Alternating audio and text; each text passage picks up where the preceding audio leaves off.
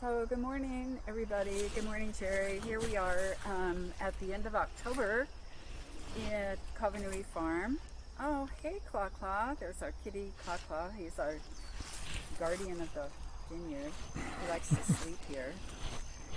Anyway, a part of our research project with SARE, Farmer and Rancher program, is to talk about our organic practices that we use in the production of the table grapes for Hawaii project. So today we thought we'd just focus in on mulching the vineyards and why that's important. So good morning, Jared. Morning. This is one of the vineyards. This is the northwest vineyard. And what I wanted to show you today is the mulching that we use all year long.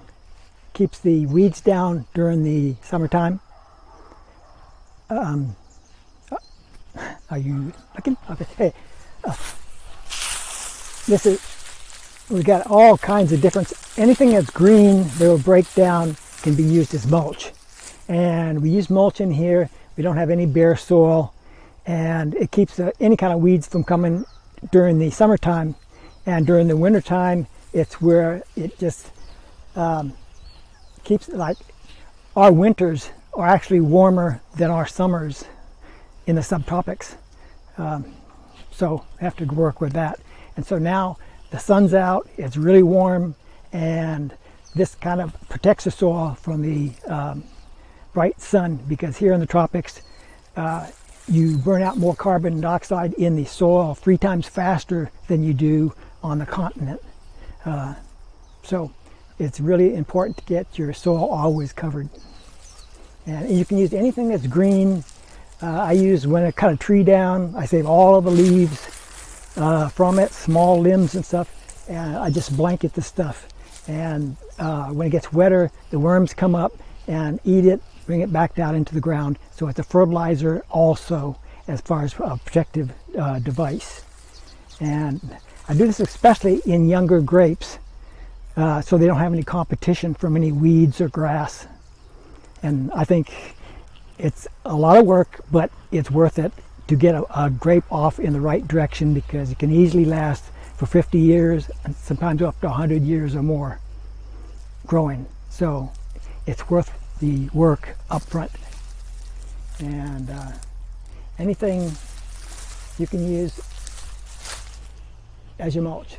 And So it's basically a composting in place. They're composting in place, yes. Yeah. Yes. Making the worms happy. And Jerry, tell everybody about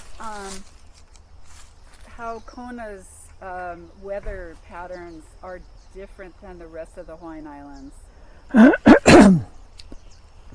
well, Kona is kind of like the black sheep of on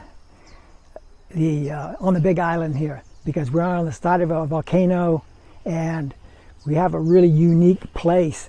And it's raining heavily on the other side of the eastern side of the island. It'll be dry here, and then it'll be raining during the summer, and it'll be drier over on the other side. So it goes back and forth, and so we're a little bit different than the rest of the island. But it's also one of the microclimates we have here on the Big Island. I mean, 1,000 feet down below us, it's a whole different animal, and I would grow differently down there than I would up here. 100 feet or 1,000 feet up the side of the mountain, then you're in a much cooler climate, and you would do what you need to do in a cooler climate. So it's not one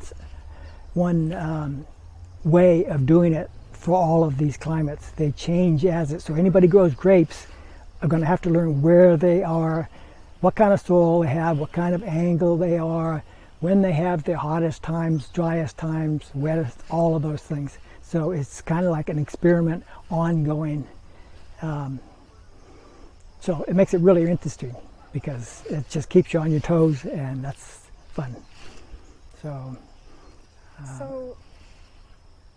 the elevation here at Kavanui Farm on the west side of Hawaii Island, what is the elevation? 1,450 feet. Okay, 1,450 feet. And so it's considerably cooler up here than it is down at sea level. Yeah, very much so. It can be 10, 15 degrees cooler here than it is 2 miles down the hill. Right. Yeah, so, and this thing here, I've taken grapes out on and replanted this winter. And you can see a little bit of the structure here I like to do. This is just a galvanized wire, and I use this, and it's much easier to tie the grapes up to this with a wire than it is trying to grow all the way down and around and tying them down. So it's just a convenience for the plant. What did you make these trellises out of? These are old redwood tanks that they have a lot of here that they don't use very much anymore. And they're all old growth redwood, some like 42, 45 growth cycles in an inch, which is really old redwood. And instead of taking it to the landfill, I just made posts out of it, and it works really well. But you can use metal, you can use a lot of different things. Whatever it is, you have to have a good trellis system, because you have to get it up off the ground. And so those trellises look like they're about 4.5, 5 feet tall, 4.5. yeah, roughly. Yeah, roughly that way. And approximately 2.5, up to 3 feet wide. And I have different ones. This is, I think, a 2.5 footer. Those are the one next door to it are 3 feet, and I'm just seeing which ones work the best. And for the Geneva double curtain way of putting them on a trellis. Of course, I modified that for my needs, and so anybody can modify this and run it if it works better for them. So it's part of the figuring out what your strategy is and trying this, trying that. So. All right. Well, thanks so much for this little video today, and we'll check in with you next month. Very good. All right.